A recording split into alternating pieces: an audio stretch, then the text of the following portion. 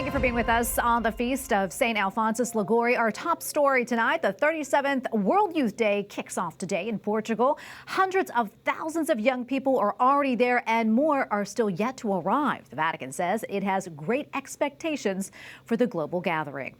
Cardinal Pietro Parolin, the Vatican Secretary of State, says a nearly week-long event offers an important opportunity for young people to be closer to Christ. He also describes the Holy Father's arrival tomorrow as an opportunity to call for prayers and peace.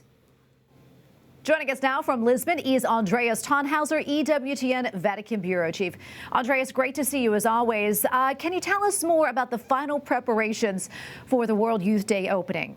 Yeah, hi Tracy. As you can see, we're in the middle of the beginning of World Youth Day. I'm just a few meters or feet away from our studio for the English-speaking language, and we'll broadcast from here live over the next couple of days, covering all the events of World Youth Day.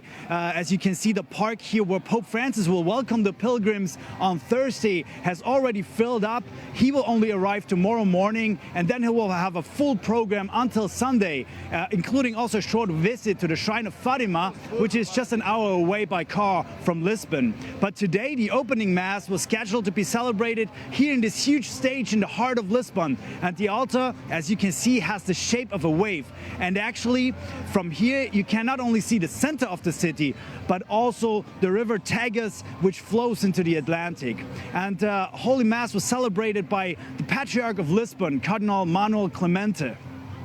And, so the first pilgrims have already arrived. We hear many of them in the background and see them. Do you know how many people are expected to be there?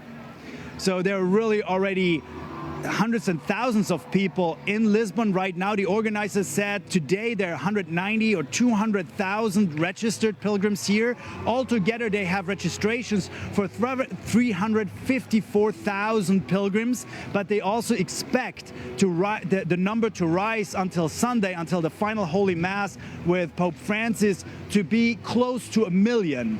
And they are prepared for that. They are looking forward to welcome all the pilgrims here.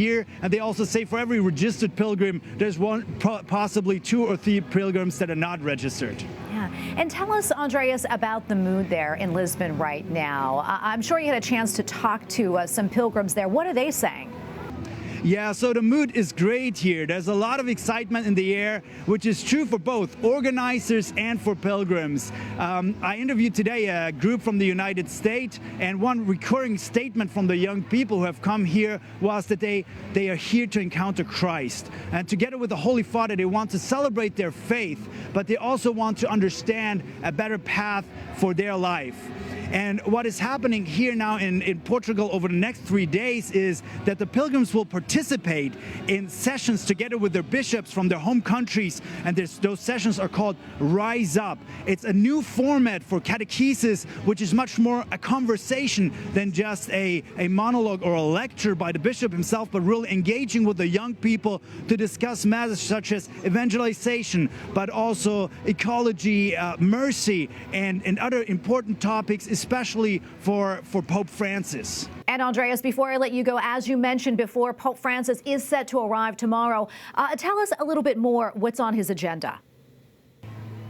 Yeah, correct. Tomorrow morning, Pope Francis will land in Lisbon. First, he will meet with representatives of the government, with civil authorities, and then later with bishop, priests, and seminarians in the famous monastery of Geronimo. And on Thursday, as I said, he will welcome here in this beautiful park all those pilgrims who have come from across the world. And I'm sure the mood will even be better than it already is. Tracy? Andreas, thank you so much for that report. We appreciate it. God bless.